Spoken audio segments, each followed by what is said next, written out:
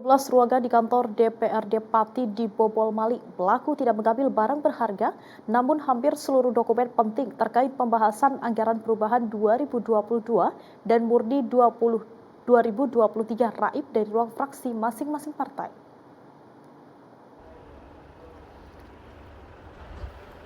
Empat ruangan umum dan 8 fraksi di kantor DPRD Pati dipasangi garis polisi usai dibobol pencuri. Para pencuri tidak mengambil barang berharga, namun hanya membawa dokumen penting pembahasan anggaran perubahan 2022 dan murni untuk 2023. Diketahui dokumen hilang usai sejumlah anggota DPRD mencari berkas mereka untuk pembahasan jelang rapat Banggar. Menurut staf perlengkapan kantor DPRD Pati Agus Supriyanto mengatakan kejadian pencurian pada 5 hari lalu, namun baru diketahui pada hari Kamis. Sebuah dokumen penting raib dicuri. Kini kasus tersebut ditangani Polres Pati untuk mengetahui motif pencuri.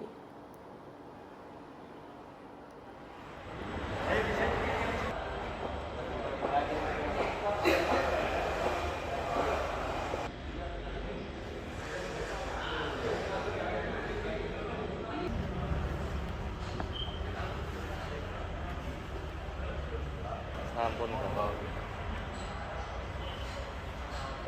ada kejadian kemalingan kira-kira 5 hari yang lalu. Yang diambil apa aja itu, Mas? Buku-buku dokumen ya penting lah gitu milik anggota dewan. Yang dibobol apa aja nih, Mas? Ruangan mana aja? Ruang fraksi 2, 3, 4, 6, 7, 8. Ketahuannya ada Satpol PP kesini minta klarifikasi buka CCTV, Mas. Pemirsa, untuk mengetahui kasus pencurian dokumen di lingkungan kantor DPRD Pati telah tersambung dengan kontributor Metro TV di Pati, Udin Ali Nandi. Halo Udin, selamat siang. Halo, selamat siang Mbak Udin, Putih. pencurian terjadi pada 5 hari yang lalu namun diketahui dokumen hilang pada hari Kamis. Bagaimana awal ketahuannya?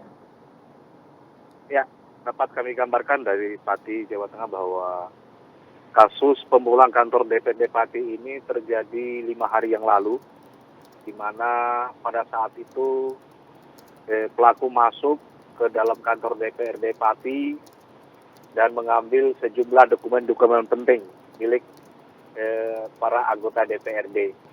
Dan saat akan digelar rapat Banggar, ternyata dokumen-dokumen itu sudah tidak berada di ruang-ruang fraksi partai, sehingga anggota DPRD mempertanyakan kepada staf dan penjaga di sekitar kantor DPRD Pati. Dan setelah dibuka CCTV ternyata ada sejumlah pelaku yang masuk ke dalam ruang kantor DPRD dan mengambil dokumen-dokumen tersebut. Oke, menurut informasi pencuri telah tertangkap, apakah polisi sudah mengungkap apa motifnya? Sampai sekarang ini, jadi saat pelaku beraksi ini polisi sudah menyita sejumlah barang bukti seperti CCTV dan sudah melakukan olah TKP dan memeriksa sejumlah saksi. Jadi saat ini polisi masih mengejar sejumlah pelaku dan untuk motifnya masih terus dipelajari oleh pihak kepolisian karena saat ini masih ada sejumlah pelaku yang masih dalam pelarian, tapi identitasnya sudah diketahui oleh pihak kepolisian.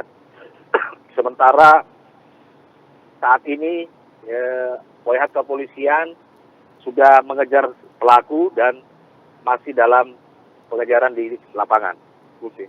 Udin, Anda mengatakan bahwa CCTV sudah disita sebagai barang bukti oleh pihak kepolisian. Lantas ada berapa pelaku untuk kasus ini? Untuk sementara saat ini polisi sudah mendeteksi ada sekitar 4 pelaku dan sudah dikejar dalam pengejaran pihak kepolisian.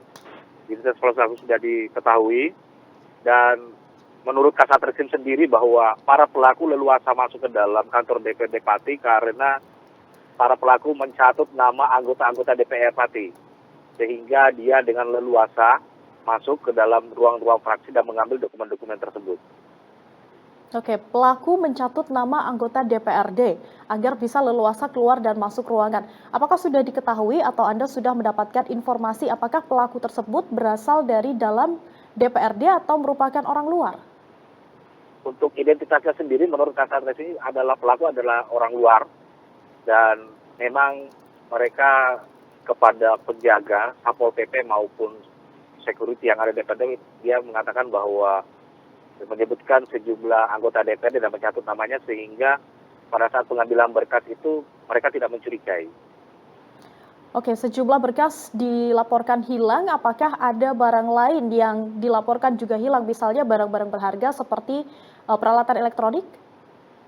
Untuk sementara dari laporan pemeriksaan ke pihak kepolisian hanya dokumen-dokumen penting yang diambil oleh para pelaku. Jadi untuk pembahasan anggaran murni 2020 perubahan 2022 dan murni 2023 yang saat ini terdeteksi hilang. Sementara alat-alat elektronik lain sampai saat ini belum.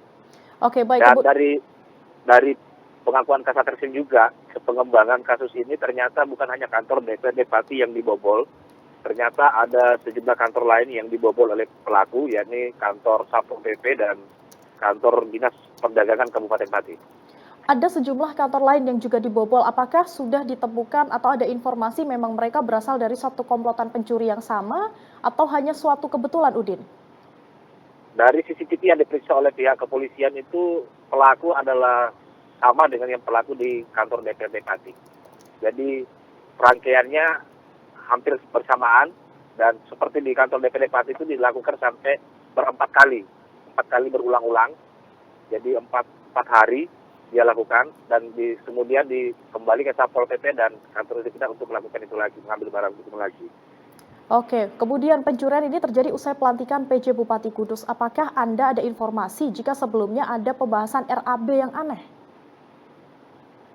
Dari informasi yang saat ini kami dapatkan bahwa dari kantor DPRD sendiri belum ada pembahasan yang aneh. Cuma yang menjadi motif utamanya masih menjadi didalami oleh pihak kepolisian apa sebenarnya, apakah ada unsur politik atau apa gimana.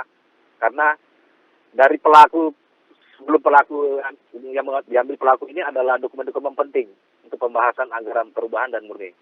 Namun pihak kepolisian berusaha membongkar motif daripada pelaku ini dan insya Allah mungkin 1-2 hari sudah bisa pelaku sudah bisa tertangkap dan mohon doanya dari Kasat Reskrim karena saat ini petugas sudah mengejar di lapangan. Motif masih terus didalami. Kemudian bagaimana kondisi di sana saat ini, baik di kantor DPRD maupun di 2 kantor lain yang juga sempat dibobol oleh pencuri? Apakah aktivitas berjalan normal?